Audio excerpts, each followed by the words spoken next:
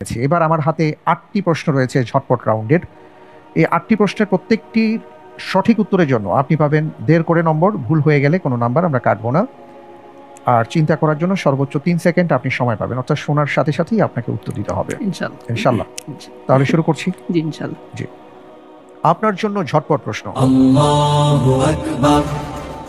সন্তান দত্তক নেওয়ার পর সেই সন্তানের মাতৃত্ব বা পিতৃত্বের দাবির ক্ষেত্রে নিষেধাজ্ঞা এসছে কোন সূরায়?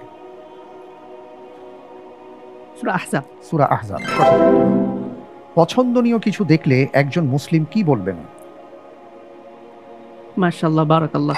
আলহামদুলিল্লাহিল্লাযী বিনিআমাতিহি তাতিম্মুস সালিহাত।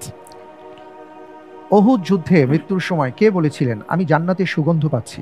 আনাস ইবনে নাজার রাদিয়াল্লাহু আনহু। সঠিক। ওমর রাদিয়াল্লাহু তাআলা আনহু কাকে খাজিনাতুল ইলম বলে অভিহিত করেছেন? আব্দুল্লাহ ইবনে মাসউদ রাদিয়াল্লাহু আনহু। সঠিক।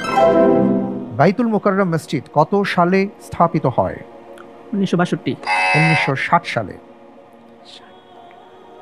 ক্রুসেডারদের হাত থেকে মিশর উদ্ধার করেন কে? সালাহউদ্দিন আইয়ুবী। সঠিক। পৃথিবীর সর্বপ্রথম বিশ্বকোষটির নাম কি? মাফাতিহুল উলুম। সঠিক।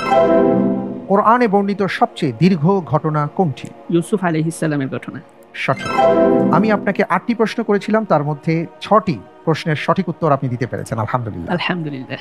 মাশাআল্লাহ, তাবারাকাল্লাহ। এরই সাথে আজকের পর্বে আমি সাকুল্যে আপনাকে ২০টি প্রশ্ন করেছি এবং ২০টি প্রশ্নের উত্তর, প্রিয় দর্শক, আমরা আমাদের প্রতিযোগী বন্ধুর মাধ্যমে সবাই জানতে পেরেছি। আমরা ইকরাম ভাইয়ের জন্য দোয়া করি, আল্লাহ তাআলা আমাদের ভাইয়ের ইলমের মাঝে বারাকা দান করুন, তার প্রতি আরও বেশি অনুগ্রহ নাজিল করুন। তারা আমাদের সম্পদ, এই সম্পদকে যেন আমাদের দেশ, আমাদের জাতি কাজে লাগাতে পারেন, সেই তৌফিক আমাদেরকে আল্লাহ তাআলা দান করুন। আল্লাহুম্মা আমিন।